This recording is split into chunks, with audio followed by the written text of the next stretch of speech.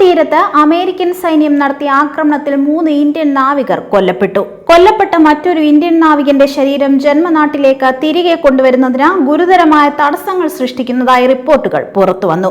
Union ഭരണകൂടം ഇതിൽ പ്രതിഷേധിച്ചു. എന്നാൽ പിന്നീടുള്ള കാര്യങ്ങൾ ഇന്ത്യ അമേരിക്ക ബന്ധത്തിന്റെ യാഥാർത്ഥ്യത്തെക്കുറിച്ചും യൂണിയൻ സർക്കാർ ഉന്നയിക്കുന്ന ദേശീയതാവകാശവാദങ്ങളെക്കുറിച്ചും ഗൗരവമായ ചില ചോദ്യങ്ങൾ ഉയർത്തുന്നു. ഇന്ത്യൻ നാവികരുടെ മരണവുമായി ബന്ധപ്പെട്ട് വിദേശകാര്യമന്ത്രി S Jaishankar American state secretary Marco റൂബിയോയ്ക്ക് മുന്നിൽ പ്രതിഷേധിക്കുന്നു. അമേരിക്കൻ ഭരണകൂടം ഇന്ത്യൻ പൗരന്മാരുടെ കൊലപാതകത്തിന്റെ ഉത്തരവാദിത്വം ഏറ്റെടുക്കുമെന്നും കുറഞ്ഞത് സഹാനുഭൂതി പ്രകടിപ്പിക്കുമെന്നും കരുതിയിരുന്നു. എന്നാൽ മറുപടിയിൽ അമേരിക്ക തങ്ങളുടെ സൈനിക നടപടിയെ ന്യായീകരിക്കുകയായിരുന്നു. മാർക്കോ റൂബിയോയുടെ ഭാഗത്തു നിന്ന് ഉയർന്നത് ഭീഷണിയുടെ സ്വരവുമായിരുന്നു. ഖേദം പ്രകടിപ്പിക്കുന്നതിന് പകരം നിയമവിരുദ്ധമായ ഉപരോധം എന്ന് വിശേഷിപ്പിക്കപ്പെട്ട സാഹചര്യത്തെ ന്യായീകരിക്കുന്നതായിരുന്നു യുഎസ് സ്റ്റേറ്റ് സെക്രട്ടറിയുടെ മറുപടി. ഹോർമൂസ് മേഖലയിലൂടെ കടന്നുപോകുന്ന എല്ലാ വാണിജ്യ കപ്പലുകളും അമേരിക്കൻ സേനയുടെ ഉത്തരവുകൾ പാലിക്കണമെന്നും ആവർത്തിച്ചു. ഇതിന്റെ ഏതൊരു ലംഘനവും വച്ചുപൊറുപ്പിക്കില്ല എന്ന് അടിവരയിടാനും മറന്നില്ല. ലോക നേതാവാകാൻ കൊതിക്കുന്നവർക്കിടയിലെ രാഷ്ട്രീയ നാടകങ്ങൾ വിലയിരുത്തുമ്പോൾ നയതന്ത്ര ധ്വനി ചേർന്ന പരാമർശമായി ഈ വാക്കുകളെ പരിഗണിച്ചേക്കാം. എന്നാൽ ഇന്ത്യൻ ജനതയെ സംബന്ധിച്ചിടത്തോളം ഇത് വെറുമൊരു നയതന്ത്ര പരാമർശമല്ല, പരസ്യമായ ഭീഷണിയായിരുന്നു. 3 ഇന്ത്യക്കാരുടെ കൊലപാതകത്തിലുള്ള പ്രതിഷേധത്തിന് മറുപടി ചില മുന്നറിയിപ്പുകളായിരുന്നു. ഭീഷണിയുടെ സ്വരം ഉയർന്നിരുന്നു. ഇന്ത്യക്കാരുടെ കൊലപാതകത്തെക്കുറിച്ച് ചോദ്യങ്ങൾ ചോദിക്കും മുൻപ് അമേരിക്കൻ ഉത്തരവുകൾ പാലിച്ചിരുന്നു എന്നത് ഉറപ്പാക്കണമെന്ന് പറയുന്നത് പോലെ സൗഹൃദ രാജ്യമെന്ന് പരിഗണിക്കുന്നവരിൽ നിന്ന് പ്രതീക്ഷിക്കുന്ന സഹാനുഭൂതിയിൽ നിന്നും എത്രയോ അകലെയായിരുന്നു ഇന്ത്യക്കാരുടെ കൊലപാതകത്തിൽ നടത്തിയ പ്രതികരണം. ഇവിടെ ചില ചോദ്യം ആരംഭിക്കുന്നുണ്ട്. ഇതിൽ നിന്ന് മോഡി സർക്കാരിന് ഒളിച്ചോടാൻ കഴിയില്ല. ഓരോ തിരഞ്ഞെടുപ്പിലും മോഡി ഉയർത്തിക്കാട്ടുന്ന ദേശീയത എവിടെയാണ്? വോട്ടിനായി ഉയർത്തുന്നതും സമാഹരിക്കപ്പെടുന്നതുമായ ദേശീയ ആത്മാഭിമാനം എവിടെയാണ്? ഇന്ത്യക്കാരുടെ മരണത്തിൽ പോലും ഇന്ത്യയെ ഒരു തുല്യ പങ്കാളിയായല്ല ഉത്തരവുകൾ കൈപ്പറ്റേണ്ട ഒരു കീഴുദ്യോഗസ്ഥനെ പോലെയാണ് അഭിസംബോധന ചെയ്യുന്നതെങ്കിൽ സർക്കാരിന്റെ എല്ലാ ദേശീയതാ പ്രസംഗങ്ങളും പൊള്ളയെന്ന് തിരിച്ചറിയണം. പ്രധാനമന്ത്രി നരേന്ദ്രമോദിയും അദ്ദേഹത്തിന്റെ പാർട്ടിയും വർഷങ്ങളായി അവകാശപ്പെടുന്നത് ഇന്ത്യ ദുർബലമല്ലെന്നും ലോകം ഇന്ത്യയെ ശ്രദ്ധിക്കുന്നുണ്ടെന്നും ലോക രാഷ്ട്രീയത്തിൽ ഇന്ത്യ ഒരു നിർണായക ശക്തിയായി മാറിക്കൊണ്ടിരിക്കുന്നു എന്നിങ്ങനെയാണ്.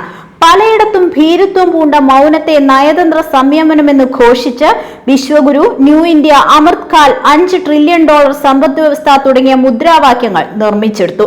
ഇന്ത്യ ഇനി ആരുടെയും സമ്മർദ്ദത്തിന് വഴങ്ങില്ല എന്നൊരു ചിത്രം വരച്ചു.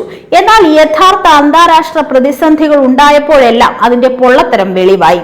പ്രധാനമന്ത്രി മോഡിയും അമേരിക്കൻ നേതാക്കളും തമ്മിലുള്ള വ്യക്തിപരമായ സൗഹൃദം നിരന്തരം പ്രചരിക്കപ്പെടുന്നു എന്നതാണ് വൈരുദ്ധ്യം. ഹൗഡി മോഡി മുതൽ നമസ്തേ ട്രംപ് വരെയും മൈ ഫ്രണ്ട് എന്ന പരസ്യ പ്രസ്താവനകൾ വരെയുമുള്ള ഒരു പ്രത്യേക രാഷ്ട്രീയ വിവരണം ജനങ്ങൾക്ക് മുന്നിൽ അവതരിപ്പിക്കപ്പെട്ടിട്ടുണ്ട്. എന്നാൽ അന്താരാഷ്ട്ര ബന്ധങ്ങൾ വ്യക്തിപരമായ സൗഹൃദം കൊണ്ടല്ല നിയന്ത്രിക്കപ്പെടുന്നത്. ദേശീയ താല്പര്യങ്ങളാലും അധികാര സമവാക്യങ്ങളാലുമാണ് അവ നയിക്കപ്പെടുന്നത്. സൗഹൃദത്തിന്റെ എല്ലാ അവകാശവാദങ്ങളും നിലനിൽക്കുമ്പോഴും ഇന്ത്യക്കാരുടെ കൊലപാതകത്തിൽ സഹതാപത്തിനു പകരം നിർദ്ദേശങ്ങളും ഭീഷണികളുമാണ് ഇന്ത്യക്ക് കേൾക്കേണ്ടി വരുന്നതെങ്കിൽ ഇത് എന്ത് സൗഹൃദമാണെന്ന് ചോദിക്കാൻ ജനങ്ങൾക്ക് എല്ലാ അവകാശവുമുണ്ട്. ഇവിടെ സൗഹൃദം നിലനിൽക്കുന്നുണ്ടോ എന്നും ജനതയ്ക്ക് ചോദിക്കാം. ഇന്ത്യൻ നാവികരുടെ കൊലപാതകത്തിന് ശേഷവും ഇന്ത്യയുടെ പ്രതിഷേധത്തോടുള്ള അമേരിക്കൻ ഭരണകൂടത്തിന്റെ കടുത്ത പ്രതികരണവും ഹോർമൂസ് സൃഷ്ടിച്ച സംഘർഷങ്ങളും നിലനിൽക്കെ തന്നെ G7 ഉച്ചകോടിയിൽ ട്രംപുമായി പഴയ അതേ ഊഷ്മളത പ്രകടിപ്പിക്കാൻ പ്രധാനമന്ത്രി മോഡി വീണ്ടും ശ്രമിച്ചു എന്നതാണ് വിചിത്രം. ക്യാമറകൾക്ക് മുന്നിൽ പുഞ്ചിരിയും സൗഹൃദ പ്രകടനങ്ങളും വ്യക്തിബന്ധങ്ങളുടെ പരിചിതമായ അതേ ഭാഷയും ഉണ്ടായിരുന്നു. എന്നാൽ ഇന്ത്യൻ ജനത ചോദ്യങ്ങൾ ചോദിക്കാൻ നിർബന്ധിതരാകുകയാണ്. ഇന്ത്യക്കാരുടെ കൊലപാതകത്തിൽ സഹതാപത്തിനു പകരം മുന്നറിയിപ്പുകൾ കേൾക്കേണ്ടി വരുമ്പോൾ ഇത്തരത്തിലുള്ള പരസ്യമായ സൗഹാർദ്ദ പ്രകടനത്തിന്റെ രാഷ്ട്രീയ സന്ദേശം എന്താണ്?